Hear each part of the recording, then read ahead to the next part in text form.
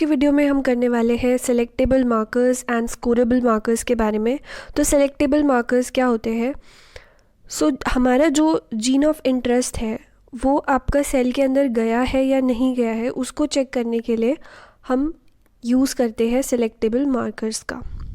ठीक है, तो हमने जेनेटिकली मॉडिफाइड ऑर्गेनिज्म बनाया, तो उसमें क्या है कि हम जीन जो है वो इंसर्ट करते हैं। हमारा जो जीन ऑफ इंटरेस्ट है, क्या वो सेल के अंदर इंट्रोड्यूस हुआ है, इंसर्ट हुआ है या नहीं हुआ है, क्या वो सेल ट्रांसफॉर्म हो गया है या नहीं हुआ है, तो उसके लिए हम सेलेक्टेबल मार्कर्स का यूज़ करते हैं to differentiate between the transformed cells and the non transformed cells. यहाँ पर हम यूज़ कर सकते हैं कुछ हमारे एंटीबायोटिक रेजिस्टेंट जीन्स का या फिर हर्बिसाइड रेजिस्टेंट जीन्स का।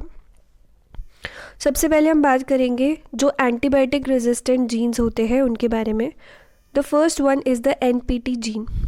ये जो सेलेक्टेबल मार्कर है विच इज़ NPT, ये जो जीन है वो किसके लिए कोड करता है?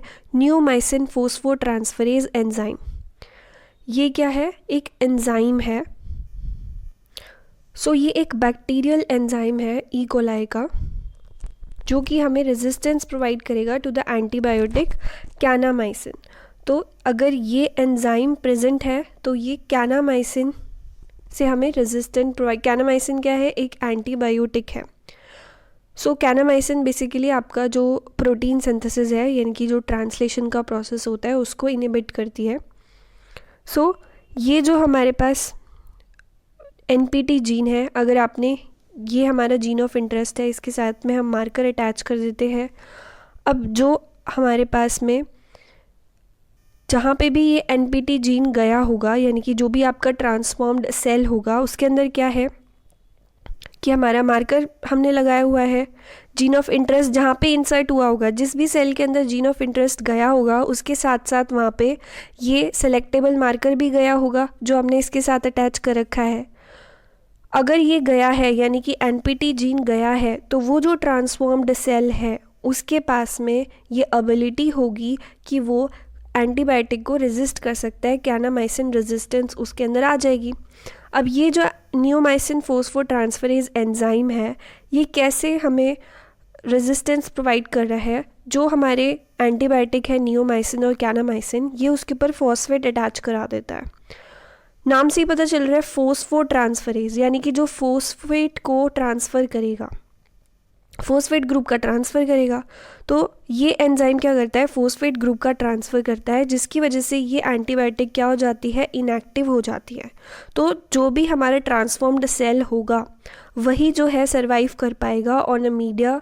अगर आप ग्रो कराओगे एंटीबायोटिक कैनामाइसिन या नियोमाइसिन पे, अगर आप ग्रो कराओगे तो ओनली जो ट्रांसफॉर्म्ड सेल्स है वही ग्रो कर पाएंगे, नॉन ट्रांसफॉर्म्ड सेल्स ग्रो नहीं कर पाएंगे। नेक्स्ट बात करते हैं, ऐसे ही हमारे पास एक और एंटीबायोटिक रेजिस्टेंट जीन है सेलेक्टेबल मार्कर की तरह, जिसको हम यूज़ करते हैं, दैट इज़ HPT, हाइग्रोमाइसिन फोस्फोट्रांसफरेज। अब हाइग्रोमाइसिन एक एंटीबायोटिक है। ये जो भी हमारा ट्रांसफॉर्म्ड सेल होगा उसके अंदर HPT होगा, और HPT जो है वो किसको कोड कर रहा है? हाइग्रोमाइसिन फोस्फोट्रांसफरेज। ये भी क्या करेगा? फोस्फेट को ट्रांसफ़र करेगा। तो जो हाइग्रोमाइसिन एंटीबायोटिक है उसके ऊपर फोस्फेट ग्रुप का अगर ट्रांसफ़र होता है तो वो इनएक्टिव हो जाती है। तो अगर आप हाइग्रोमाइसिन कंटेनिंग मीडिया पे सेल्स को ग्रो कराओगे तो ओनली जो ट्रांसफॉर्म सेल्स है जिनके पास ये एंटीबायोटिक रेजिस्टेंट जीन है वही सर्वाइव कर पाएंगे, बाकी जो है वो सर्वाइव नहीं कर पाएंगे। तो इस तरीके से हम ट्रांसफॉर्मेंट सेल्स और नॉन ट्रांसफॉर्मेंट सेल्स को डिफ्रेंशिएट कर पाएंगे।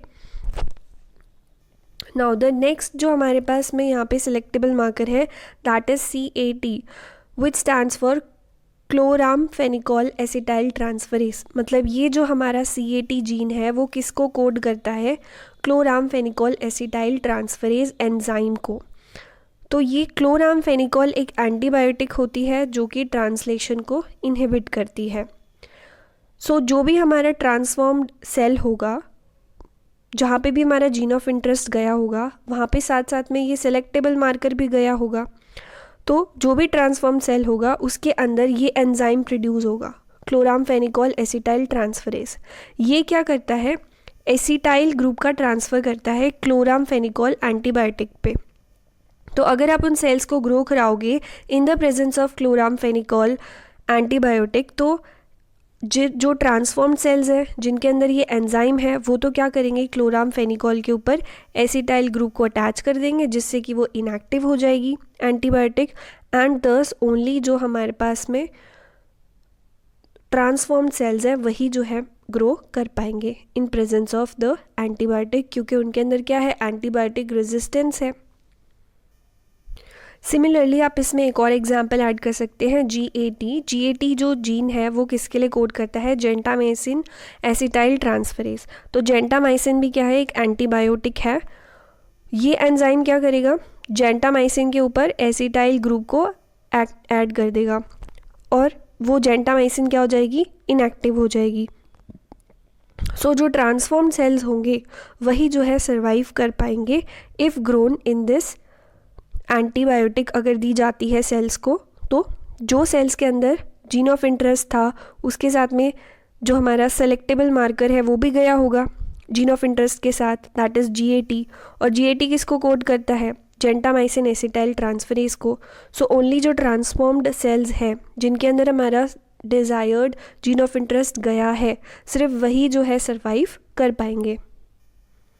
अब नेक्स्ट आते हैं हमारे हर्बिसाइड रेजिस्टेंट जीन्स, जिनको ऐसे सिलेक्टेबल मार्कर्स जो कि हमारे हर्बिसाइड रेजिस्टेंट जीन्स हैं। सो उसमें सबसे पहला है ARO-A जीन। ARO-A जीन जो है इसको ई कोलाई से आइसोलेट किया जाता है एंड ये किसको कोड करता है, ये जीन किसको कोड कर रहा है, EPSPS एंजाइम को। EPSPS की फुल फॉर्म है 5-इनोल पायरुविल शिकेमेट 3-फॉस्फेट सिंथेज। सो ये एक एंजाइम है जो कि हमें जो हमारा एक हर्बिसाइड है विच इज़ ग्लाइफोसेट हर्बिसाइड, इसके अगेंस्ट जो है हमें रेजिस्टेंस चाहिए। तो वो कैसे आएगी, देखो जो हमारा प्लांट है उसके अंदर हमारे पास शिकेमेट पाथवे चलता है। शिकेमेट जो पाथवे है वो किसके लिए होता है, एरोमेटिक अमीनो एसिड्स की बायोसिंथेसिस के लिए होता है। अब ये जो हमारा ग्लाइफोसेट है, यहाँ पे देखो ये हमारा शिकमिक एसिड पाथवे है। इसमें क्या होता है कि जो शिकमिक एसिड है प्लस फोस्फोइनोल पायरुवेट वो कन्वर्ट होता है 3-इनोल पायरुविल शिकमिक एसिड 5-फॉस्फेट, यानी कि EPSP शॉर्ट में इसको कहेंगे। इसके लिए फिर फर्दर क्या बनता है, नॉर्मल कंडीशन में एरोमेटिक अमीनो एसिड्स बनेंगे। लेकिन प्रॉब्लम क्या आती है कि हमारे पास में एक हर्बिसाइड है विच इज़ ग्लाइफोसेट। ये हर्बिसाइड क्या करता है, ये जो हमारा एंजाइम है EPSPS इसको क्या करता है, इनहिबिट करता है। सो अगर ये इस एंजाइम को इनहिबिट करेगा तो ये स्टेप नहीं होगा, ये स्टेप नहीं होगा तो फिर फर्दर आपका एरोमेटिक अमीनो एसिड्स नहीं बनेंगे और प्लांट क्या हो जाएगा, डाई हो जाएगा। सो ये जो ग्लाइफोसेट है वो ये EPSPS एंजाइम की एक्टिव साइट पे बाइंड हो जाता है, जिसकी वजह से जो एरोमेटिक अमीनो एसिड्स हैं वो नहीं सिंथेसाइज हो पाते एंड प्लांट जो है वो डाई हो जाता है due to this disrupted protein synthesis. So इसका सोल्यूशन क्या है कि राउंड अप रेडी क्रॉप्स जो है जिनके अंदर ऑल्टर्ड एंजाइम है EPSPS ऑल्टर्ड है, उसका एक्सप्रेशन जो है वो बहुत ज़्यादा हाई है, उनको हम यूज़ करते हैं। तो जहाँ पे EPSPS का जो है एक्सप्रेशन जो है वो काफ़ी ज़्यादा एनहेंस्ड है और वो ऑल्टर्ड एंजाइम है, जिसकी वजह से ग्लाइफोसेट जो है अब इसको इनएक्टिव नहीं कर पाता एंड ये सारे स्टेप पॉसिबल हो पाते हैं in the round up ready crop. So even if अगर ये ग्लाइफोसेट हर्बिसाइड का छिड़काव किया जाएगा प्लांट्स पे, देन ऑल्सो ये जो राउंड अप रेडी क्रॉप्स है वो सर्वाइव कर पाएंगी। The second is the bar gene. Bar gene जो है वो कहाँ से आइसोलेट हुआ है, स्ट्रेप्टोकोकस हाइग्रोस्कोपिकस। सो ये क्या करता है, ये जीन रेजिस्टेंस प्रोवाइड करेगा अगेंस्ट द फोस्फिनोथ्राइसिन। फोस्फिनोथ्राइसिन क्या है, एक हर्बिसाइड है।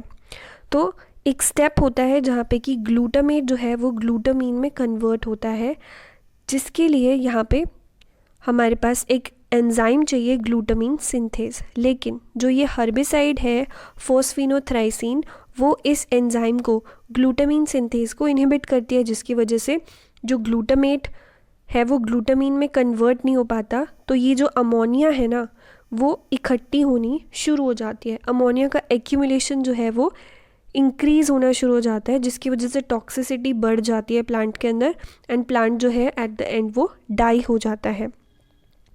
लेकिन अगर हम बार जीन का यूज़ करें, बार जीन का अगर हम यूज़ करते हैं तो क्या होगा कि हमारा ये जो स्टेप है वो इनहिबिट नहीं होगा, जो फंक्शनल प्रोटीन है वो बनेगा।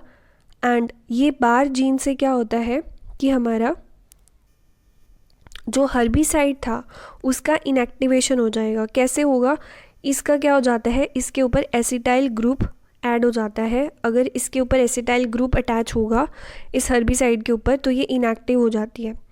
सो प्लांट जो है इस केस में सर्वाइव कर जाएगा। सो ट्रांसफॉर्म्ड सेल्स यानी कि जिनके अंदर बार जीन हमने इंट्रोड्यूस किया है वो प्लांट्स जो है वो सर्वाइव कर पाएंगे in the presence of this herbicide phosphinothricin. So अभी तक हमने पढ़ा सेलेक्टेबल मार्कर्स के बारे में। सेलेक्टेबल मार्कर्स से हमें ये पता चल रहा था कि क्या हमारा जीन ऑफ इंटरेस्ट सेल के अंदर इंसर्ट हुआ है या नहीं हुआ है, क्या हमारा जो सेल है वो ट्रांसफॉर्म्ड सेल है या नॉन ट्रांसफॉर्म्ड सेल है। सो नेक्स्ट जो हमारे पास आते हैं वो है रिपोर्टर जीन, जिसको स्कोरेबल मार्कर या फिर स्क्रीनेबल मार्कर्स भी बोला जाता है। तो इसका हम यूज़ क्यों करते हैं? इसको हम यूज़ करते हैं टू फाइंड आउट कि भाई जो हमारा जीन ऑफ इंटरेस्ट इंसर्ट हुआ है वो कितना एक्सप्रेस हो रहा है, कितना एक्सप्रेशन हो रहा है उसका इनसाइड द सेल, उसको चेक करने के लिए हम ये यूज़ करते हैं कि वेदर जो हमारा जो जीन इंसर्ट हुआ है वो जो प्रोटीन कोड कर रहा है वो एक्सप्रेस हो रहा है या नहीं हो रहा है। So the first one is the GFP। ये बहुत फेमस रिपोर्टर जीन है, ग्रीन फ्लोरोसेंट प्रोटीन, जो कि एक जेलीफिश से डिस्कवर हुआ था, एक्वेरिया विक्टोरिया। सो इससे क्या हुआ था, एक ग्रीन फ्लोरोसेंट प्रोटीन जो है डिस्कवर हुआ था। एंड ग्रीन फ्लोरोसेंट प्रोटीन्स की हेल्प से हम ये अंडरस्टैंड कर सकते हैं कि हमारा पर्टिकुलर जीन की पोजीशन क्या है, या फिर जो हमारा जीन ऑफ इंटरेस्ट है वो सेल के अंदर जो है एक्सप्रेस हो रहा है या नहीं, हमारा प्रोटीन का एक्सप्रेशन हो रहा है या नहीं हो रहा है, उसको डिटेक्ट किया जा सकता है। सो GFP को एक तरीके से एक टैग मॉलिक्यूल की तरह यूज़ किया जाता है। सो सपोज़ करो कि हमारे पास कोई भी एक जीन है, हमारे पास कोई भी जीन ऑफ इंटरेस्ट है, उसका ये प्रमोटर है जीन ऑफ इंटरेस्ट का, और यहाँ पे हमारे पास है रिपोर्टर जीन। हमने जो हमारा जीन ऑफ इंटरेस्ट होता है उसके साइड में ही हम क्या लगा देते हैं, रिपोर्टर जीन लगा देते हैं। एंड जो प्रमोटर जीन ऑफ इंटरेस्ट का होगा उसी प्रमोटर से एक्सप्रेशन होगा रिपोर्टर जीन का भी, ठीक है। तो अगर आपका जो जीन ऑफ इंटरेस्ट है वो इंसर्ट हुआ होगा तो आपको क्या मिलेगा, वहाँ से एक्सप्रेशन मिलेगा, ग्रीन फ्लोरोसेंस मिलेगी। सो जो लाइट है वो एमिट होगी, यहाँ पे ग्रीन फ्लोरोसेंस जो है वो एमिट होगी। तो रिपोर्टर जीन नाम से पता चल रहा है कि वो रिपोर्ट करेगा, आपको रिपोर्ट ला के देगा, पूरी खबर ला के देगा कि भाई एक्सप्रेशन जो है वो कहाँ पे हो रहा है। फॉर एग्ज़ाम्पल आपको माइक्रोट्यूब्यूल की बारे में पता करना है कि क्या जो है, या फिर आप चाहते हो कि एपोप्टोसिस किस तरीके से चल रही है, उस केस में भी हम इसको यूज़ करते हैं। सेल डिवीज़न कैसे चल रहा है उसको भी हम देख सकते हैं। सो हम पता कर सकते हैं वेसिकल ट्रांसपोर्ट के बारे में, माइक्रोट्यूब्यूल डायनेमिक्स के बारे में।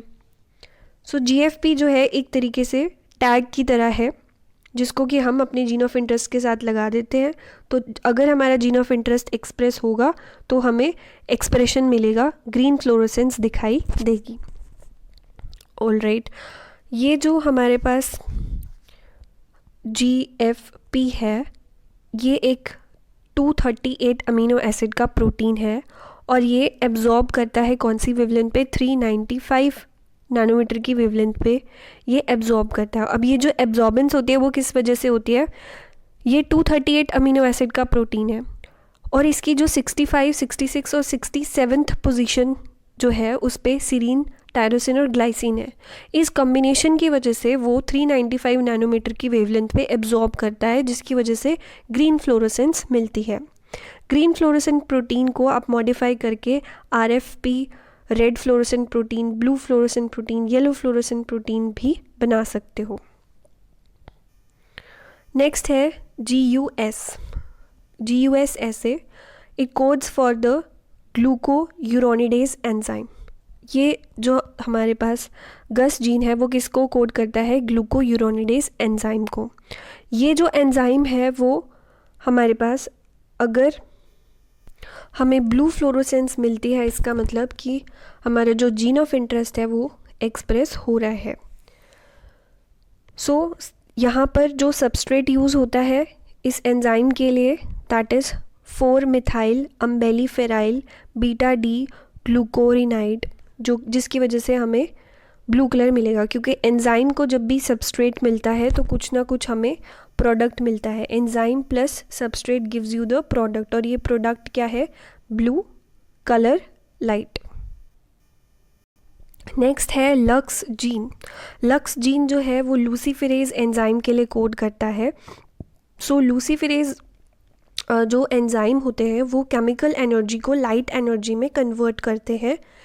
सो यहाँ पर जो लूसीफेरिन सबस्ट्रेट अगर मिलता है plus ATP plus oxygen, then luciferase क्या करता है? उसको ऑक्सी लूसीफेरिन में कन्वर्ट करता है एंड हमें लाइट देखने को मिलती है। सो लाइट का प्रोडक्शन होता है due to the hydrolysis of ATP। तो यहाँ पे आपको ल्यूमिनेसेंस देखने को मिलती है। Next is the LAC-Z gene which codes for the beta galactosidase enzyme. ये आपने पढ़ा भी होगा पहले, 12th में भी बायोटेक वाले चैप्टर में था। सो ब्लू वाइट स्क्रीनिंग के बारे में आपने पढ़ा होगा। तो LAC-Z जो जीन होता है वो किसके लिए कोड करता है? बीटा गैलेक्टोसिडेज एंजाइम के लिए। और इस एंजाइम को जब एक्स-गैल मीडियम प्रोवाइड किया जाता है तो ये ब्लू कलर प्रोड्यूस करता है। तो सपोज़ करो कि एक प्लाज्मिड है, उसमें हमने क्या किया? अपना जीन ऑफ इंटरेस्ट को इंसर्ट कर दिया। तो जिसमें हमारा जीन ऑफ इंटरेस्ट इंसर्ट करा है तो LAC-Z जीन जो है वो तो डिसरप्ट हो गया, तो उसमें तो बीटा गैलेक्टोसिडेज बनेगा नहीं, तो वो तो ब्लू कलर देगा नहीं। सो हमें क्या मिलेगा? वाइट कॉलोनीज़ मिलेगी। तो जो हमारा रिकॉम्बिनेंट होती है, यानी कि जिसमें हमारा इंसर्ट चला गया है, तो वो वाइट कॉलोनीज़ मिलती हैं आपको, और जो नॉन रिकॉम्बिनेंट होते हैं बैक्टीरियाज उसमें आपको ब्लू कॉलोनीज़ मिलती हैं। नाउ अब टैबुलर डिफरेंस देख लेते हैं सेलेक्टेबल मार्कर और रिपोर्टर मार्कर के बीच में। सो सेलेक्टेबल मार्कर में क्या होता है कि हम ये आइडेंटिफाई कर पाते हैं कि ट्रांसफॉर्मेंट कौन सा है और नॉन ट्रांसफॉर्मेंट कौन सा है, मतलब किस में हमारा जीन ऑफ इंटरेस्ट गया है और किस में नहीं गया है। और रिपोर्टर में हम क्या करते हैं? एक्सप्रेशन चेक करते हैं कि जो हमारा जीन ऑफ इंटरेस्ट गया है वो कितना एक्सप्रेस हो रहा है, जो प्रोटीन प्रोड्यूस हो रहा है वो कितना एक्सप्रेस हो रहा है इनसाइड द सेल। जो सेलेक्टेबल मार्कर होता है उसके पास में खुद का प्रमोटर होता है, लेकिन जो रिपोर्टर जीन होता है वहाँ पे जो प्रमोटर होता है वो जीन ऑफ इंटरेस्ट का होता है। जैसे मैंने आपको बताया भी था कि सपोज़ करो ये हमारा जीन ऑफ इंटरेस्ट था, इसके साथ में मैंने कोई भी रिपोर्टर जीन जो है वो अटैच कर दिया है, फॉर एग्ज़ाम्पल GFP अटैच कर दिया है, तो यहाँ पे जो प्रमोटर होता है वो एक ही होता है। जो जीन ऑफ इंटरेस्ट का प्रमोटर होगा उसी प्रमोटर से रिपोर्टर का भी एक्सप्रेशन होगा। So there is only one promoter. So जो रिपोर्टर जीन्स होते हैं, जो हमारे स्क्रीनेबल मार्कर्स होते हैं, वहाँ पे हम क्या चेक करते हैं कि कितना हमारे पास में एक्सप्रेशन आ रहा है। अगर मान लो आपको ज़्यादा फ्लोरेसेंस मिल रही है, मतलब ज़्यादा एक्सप्रेशन हो रहा है प्रोटीन का, जो भी आपने जीन ऑफ इंटरेस्ट डाला है वो जीन ऑफ इंटरेस्ट जो भी प्रोटीन को कोड कर रहा होगा वो ज़्यादा एक्सप्रेस हो रहा है। अगर आपको ज़्यादा फ्लोरेसेंस मिल रही है तो level of expression of fluorescence से आप चेक कर सकते हो कि कितना एक्सप्रेशन जो है हमारे प्रोटीन का हो रहा है। लेकिन जो हमारी सिलेक्टेबल मार्कर्स होते हैं वहाँ पे फॉर एग्जांपल एंटीबायोटिक और हर्बिसाइड रेजिस्टेंट जीन्स हमने पढ़े थे, तो उससे हम ये पता लगा सकते हैं, अगर आप जो भी सेल्स हैं आपके पास मिक्स्ड सेल्स हैं, ट्रांसफॉर्मेंट भी है नॉन ट्रांसफॉर्मेंट भी है, तो आपने क्या करा, जो हमारा जीन ऑफ इंटरेस्ट था उसके साथ हमने selectable marker for example NPT neomycin resistance वाला जो जीन था वो साथ में भेजा था। तो जो ट्रांसफॉर्मेंट सेल होंगे सिर्फ उन्हीं के अंदर नियोमाइसिन रेजिस्टेंस होगी। तो अगर आप मीडियम प्रोवाइड करोगे, सेल्स को ग्रो कराओगे इन द नियोमाइसिन और कैनामाइसिन, तो जो ट्रांसफॉर्म्ड सेल्स थे उन्हीं के पास क्या होगा, नियोमाइसिन फोस्फोट्रांसफरेज एंजाइम होगा जो कि नियोमाइसिन को इनएक्टिव कर देगा फॉस्फेट ग्रुप ट्रांसफ़र करके। सो ओनली जो ट्रांसफॉर्म्ड सेल्स है वो ग्रो कर पाएंगे इन दैट एंटीबायोटिक मीडियम। सो इस तरीके से आप डिफ्रेंशिएट कर पाओगे कि ट्रांसफॉर्मेंट सेल्स कौन से और नॉन ट्रांसफॉर्मेंट कौन से, मतलब आपका जो जीन ऑफ इंटरेस्ट है वो कौन से सेल के अंदर गया है।